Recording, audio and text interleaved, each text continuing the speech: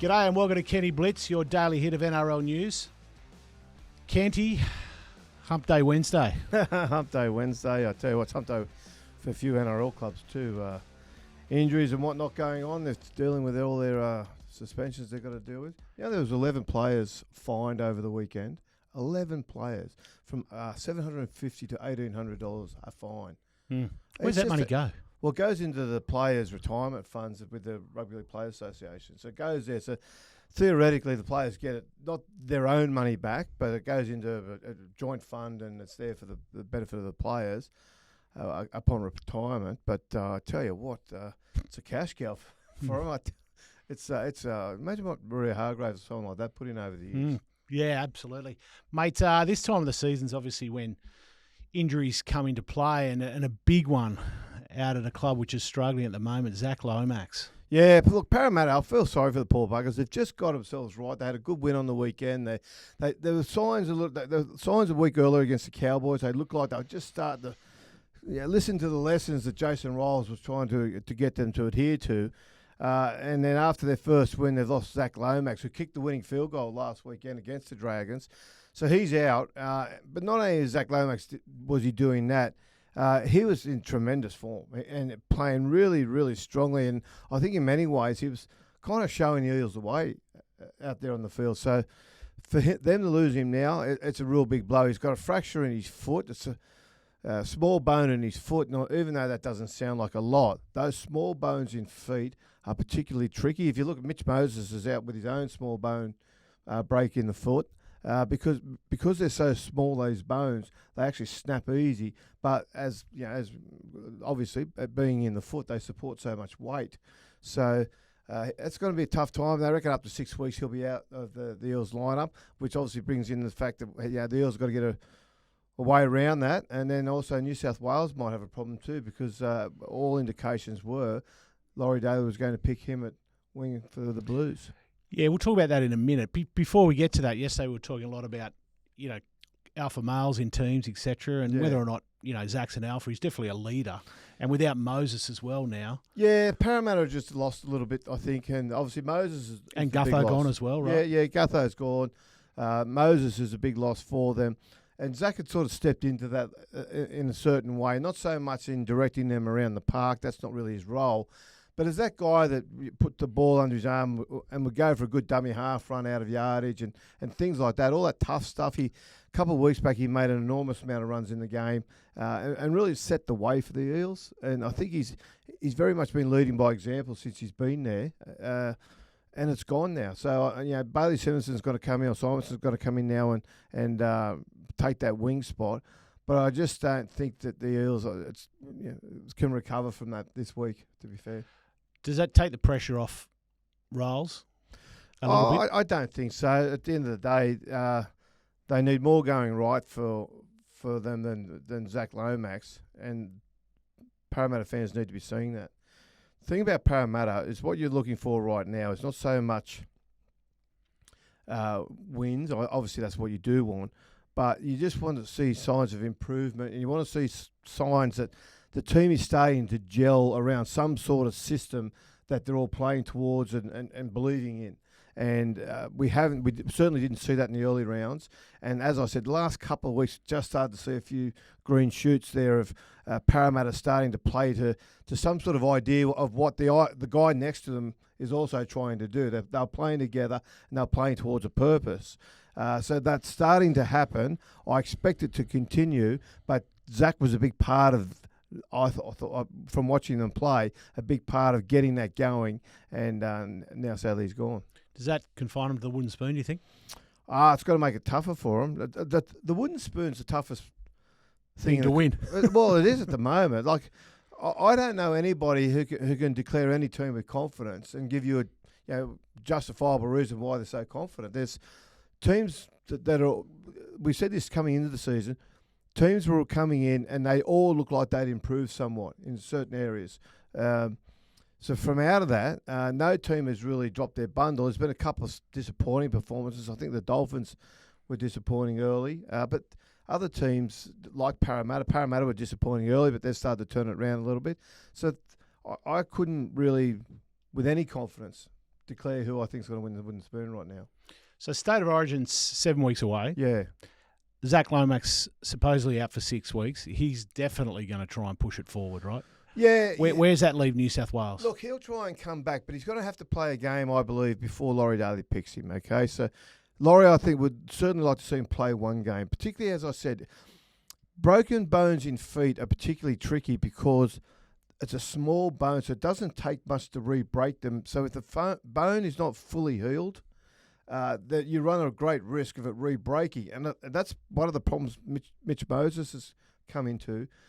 I think he's tried to come back a little bit too early. The bone is broken, and then what happens is that causes long-term problems if you keep doing that because the break point becomes vulnerable. You get calcification around the bone, and if it doesn't really break, it becomes harder and tougher to heal. So if Zac comes back, Laurie, I think, would love to see at least one game, potentially 2 games out of him to prove that the foot is okay, to prove that he will get through a game. The last thing Laurie wants is to pick a player without a game behind his belt. Zac's always tremendously fit. That wouldn't be the problem. The problem would be taking him on trust and then finding out 15 minutes into the game he's broken the bone again, he can't run properly, and then they basically use a player up on the wing. And we saw the disaster of that a couple of years ago when poor old Damien Cook ended up out on the wing there, in the centres there, because they failed to adequately cover for that. So I don't think that Laurie will do that. He'll want one, at least potentially 2 games to have a look, but that's not enough to get Zac back for game 1. So he's going to probably have to look elsewhere. Certainly, part of his B plan will be to have another player ready to go. So who is that player? I don't know, to be honest. There's a few around. If it was me... So let's go through them. Jacob Carraz. I like that idea. Look, he'll be a bolt from the blue. He will. But he's been playing really good football. He is a terrific young player. He's on the way up. And he's got future rep football in him. I think he plays on the same side as Zac as well, I think. Yeah, well, we start getting into difficulty there because I'm always swapping back between lefts and rights and all the rest of it. But the fact is, I actually think he's a good selection, but I think he might just be a little bit the season too short. I think if I was picking the team, I'd go in a different direction. Tupou's probably past his best. Look, he's got that tremendous height. He's still playing good football, but the Roosters aren't in great form, and he hasn't been really sharp this far into the season.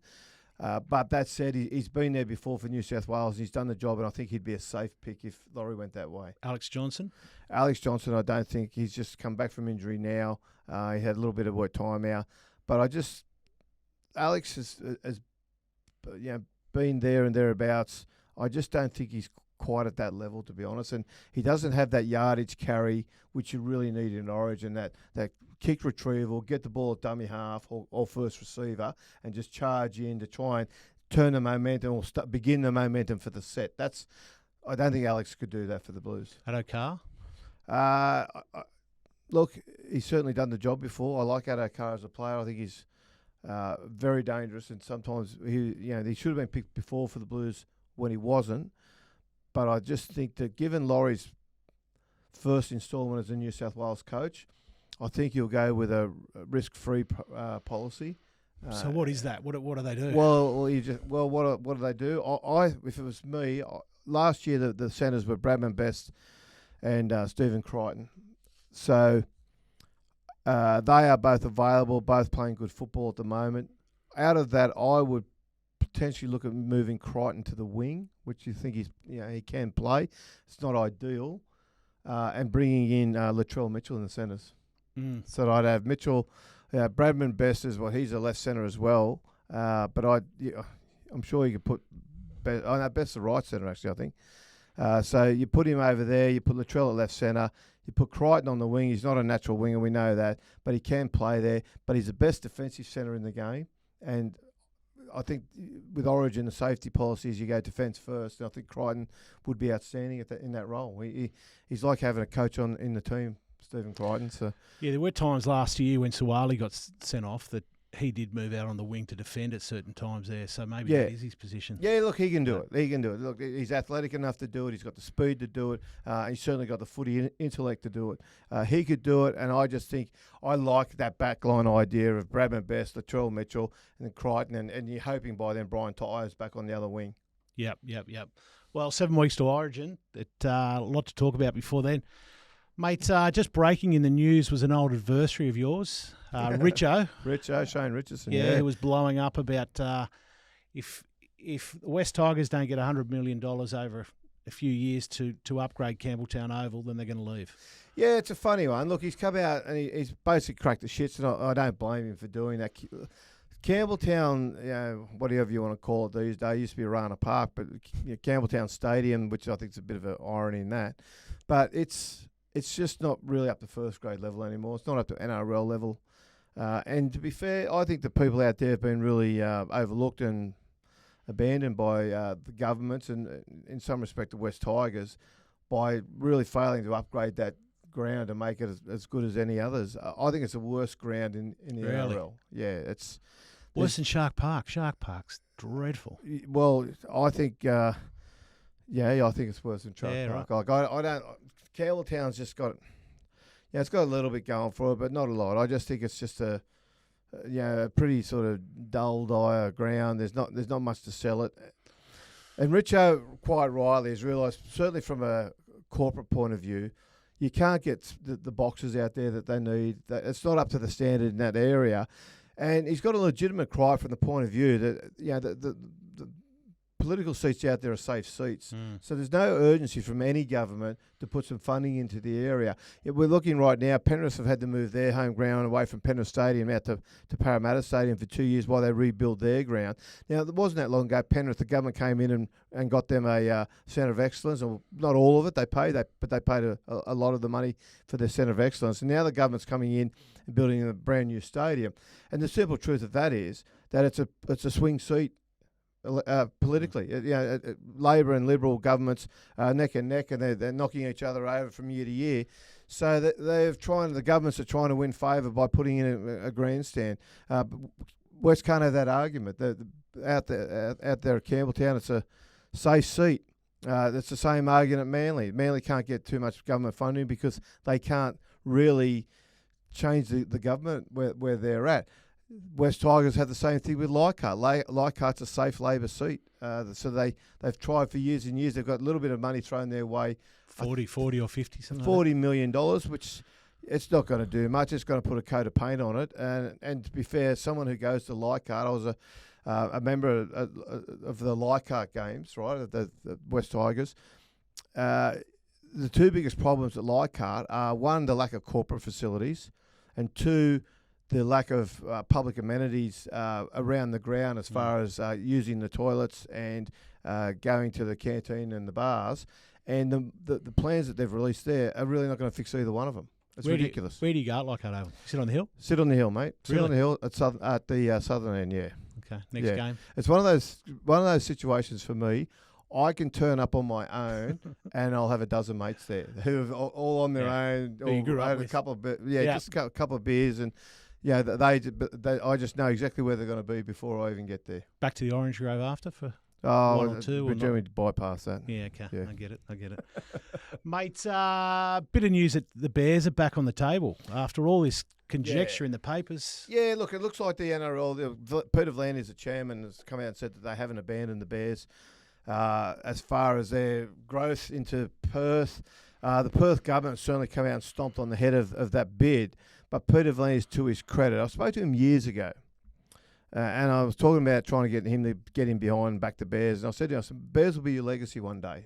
I don't think that's true now. I think his legacy will be the mountains of cash that the NRL is sitting on, as well as the COVID rebirth that they went through. But the Bears will be a big part of why people will fondly remember Peter V'landys, because I think he's determined for the Bears to come back, play in the NRL before he leaves the game. And I think even if Perth don't do it, there are enough other bidders. For example, there's a couple in New Zealand who are prepared to entertain those types of talks.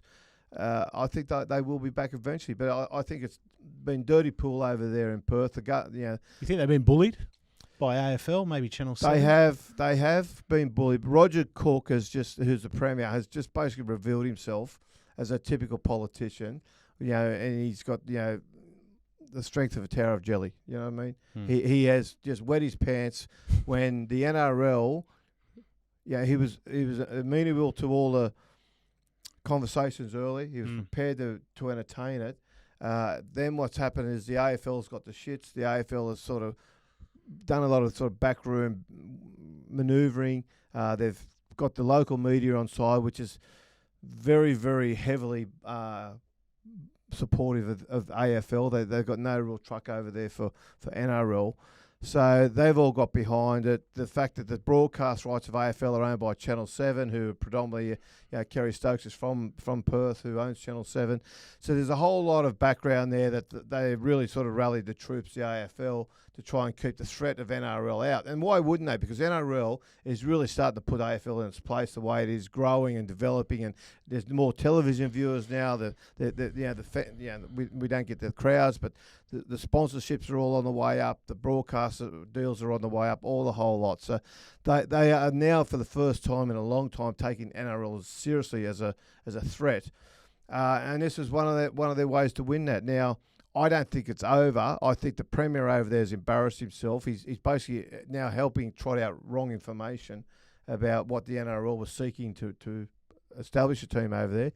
But that's what that's what they do. That's how he keeps the support of the local media on side, and he gets already working on his next election in 3.5 years' time, whenever that will be. Mate, I don't know if you've spent much time over in Perth. It is a different world over there. It is like a different country. Mate, it's a city full of B graders.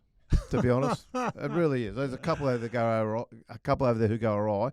Yeah, but it's just, it just is. It's like, all the stuff we put shit on Queenslanders about. The little chip on the shoulder because it's like that, but it's legitimate. Yeah, right. Yeah, right. Yeah, we're taking the mickey out of the Queenslanders when we do it, but over there, Perth is still a country town. Beautiful really sunsets, but that's about it, right? Well, that's about it. Cottesloe Beach, that's about it. As far as you want to go there, mate. We've often talked before about the power of Kerry Packer, and you talked about how he used to lean on the ARL back in those days. Probably similar to this, right? Well, it's a little bit. Look, power's in all walks of this game, all walks of life, obviously. Kerry Packer used to bully the Australian Rugby League back in the day because he had the power was with him.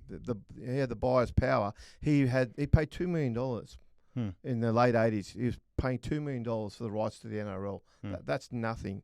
And it wasn't until Super League came along that Rugby League actually started to get somewhat of value for money.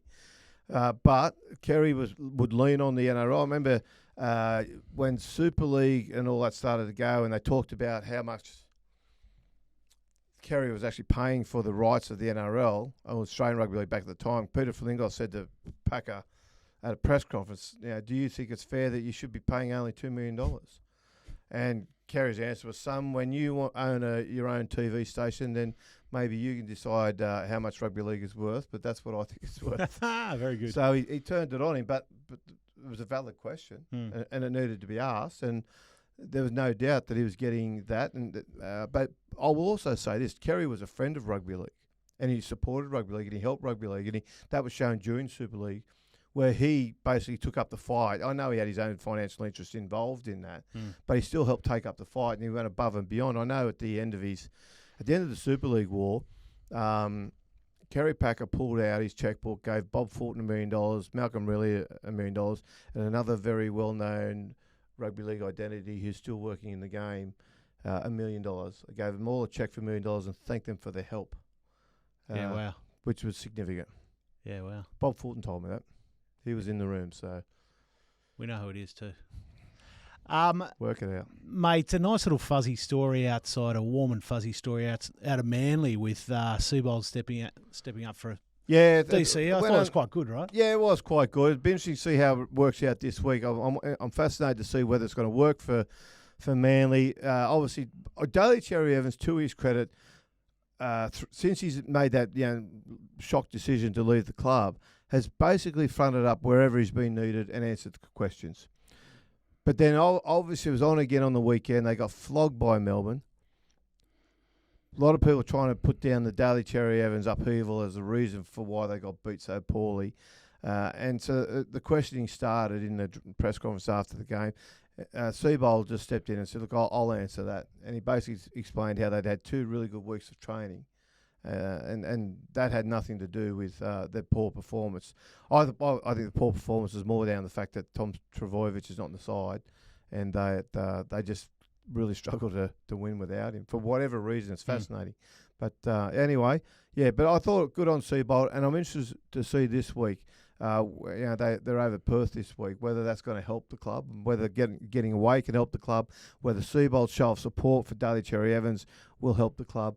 And while I do believe there are players there who are privately upset the fact that he's leaving and the fact that the way it's all been handled and how it's happened, at some point I think they'll go, you know what, for the good of everybody, we need to move on. Mate, I know you don't give 2 shits about this, but I'm going to ask you anyway, right, because I'm interested in it. I read yesterday that Rugby Australia signed a new deal, new TV deal with Stan and Channel 9, which means Super Rugby's not seen on TV going forward. The deal was $230 million, $215 million or something like that. Yeah, I don't know if I believe that first off, Warren. Yeah, right. I don't know. But it's 1/10 of what the current NRL contract is. Yeah, 1/10. And it shows where rugby is. See, when the last rugby deal was done, I know that they came into News, Fox Sports at the time, and asked for, I think it was about $70 or $80 million a year or something like that. And they basically laughed out of the place because COVID was hitting, and there's been the COVID disruption. And at the time, a lot of sports, they were starting to get properly valued at what their real value was rather than their potential value, which is what a lot of these broadcast deals are.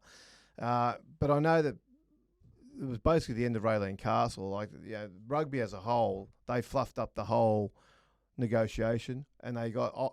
I reckon although they claim what they got, 30 odd million, whatever a year, they got less than $20 million a year in their last deal. It was dreadful. To say they're getting 40 odd million now, they might. But the big thing about rugby, I hope they're getting a big pay rise out of it, because rugby as a sport, the way it used to be, was a great sport. But rugby really now is an example of a game whose administration have just been basically clueless and have taken the game down this track where I don't know if they can recover from. In the Southern Hemisphere mainly, right? Everyone says it's going well in the Southern Northern Hemisphere, but that's where we are, so that's what we care about. Well, that's what we care about. I don't care about Bath playing whoever in the England rugby. Yeah. But the other thing is too that's part of the problem. Every World Cup has been won by a Southern Hemisphere team except for one. But the power on the rugby board is in the Northern Hemisphere, so they won't make rules to promote running rugby, because that's only got an advantage of teams that win the World Cup every 4 years, which is the teams down here. Up there, they want to play 10-man rugby. They want to keep it around the scrums and the kicking, which is just terrible, bores the shit out of everybody. But it's the only chance they've got to ever be competitive, so they just keep promoting those rules. The rugby is disgracefully managed, and they will eventually kill the game. I think what the big worry for rugby here is, 2 new teams coming in, 2 new franchises. That's 30 players per team. NRL franchise. NRL, yep. Yes. So Super Rugby's cap is about 5 million. NRL's about 11.5. Yeah. So 60 new players are coming in for these franchises. These backs and these back rowers at rugby are ready to be picked off. Yeah, but they've got to get them early because... but they do that at the moment. Cameron Murray, They're putting them through school and all the rest of it. But I also just think that all rugby can really offer young kids these days, Suoli and Manu and those types of guys, if they don't have a rugby background, all they can really offer them are 2 things. One, the chance to travel and play around the world, which rugby league can't really offer in the same situation or to the same degree. And the other is you can save your body for a lot longer because the game is just nowhere near as intense. And some guys take that option. Some guys don't like that option. They want to go and say, you know what, I want to play the toughest, the hardest, and test myself against those guys. And they're the guys playing rugby league. All right, enough of rugby. We'll leave that for Coco Show, the boys. Yes, that's the last I will speak of it this year. Let's ask a couple of Ask Kentys to finish it off. John Stevens asks, if the winger bats the ball back to his centre, they check the camera to see if the ball has gone forward. If the same winger passes the ball to his centre, they say they can't trust the camera. I know what he's saying. What I agree with him. This is one of the stupidity aspects of rugby league. We throw a pass, it goes forward, and we all argue that it's momentum that's taken it forward. All right? Most passes these days that do go forward are allowed to happen. Momentum took it forward. Yet, the minute a ball is dropped, and I've seen blokes facing their own try line, the ball's hit them on the chest and gone on the ground, and the referee's called a knock on. It's impossible for the ball to go backwards. You can barely make a knock back in the game these days. Nearly every ball hits the ground because the referee has got no confidence in these areas, just calls a knock back, a knock on in that area. It's a paradox I just can't understand. I don't know how they got to it. I know that it became easier to referee the game that way.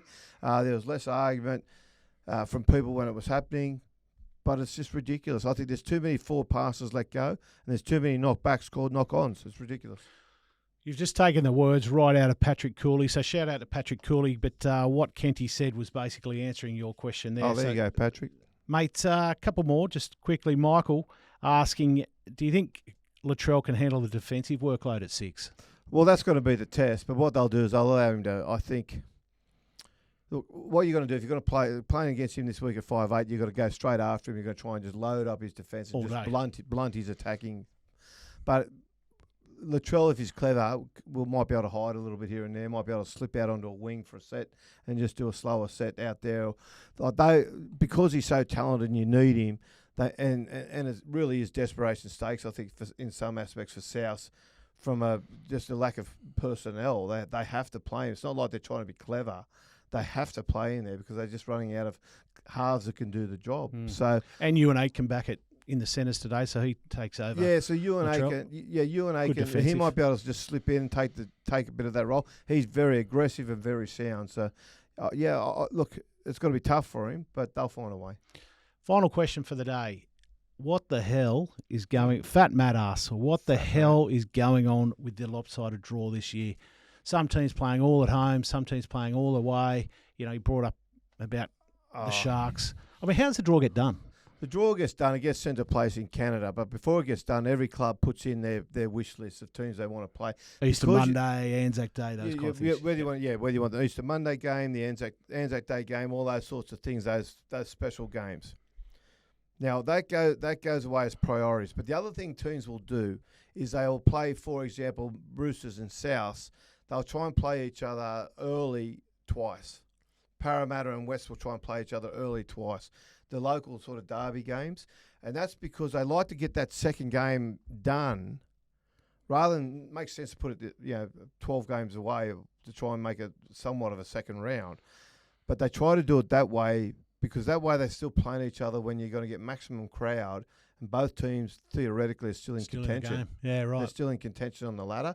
There's no point saving one of your local derbies. You always get a big crowd for round 23. When one of you might be out of it, it might be an irrelevant game. So the opposition fans might just go, "Oh, bugger, who cares? We're turning up today." So that's why they try to do that. Look, as Nick Politis always says, it's not a draw; it's a TV schedule.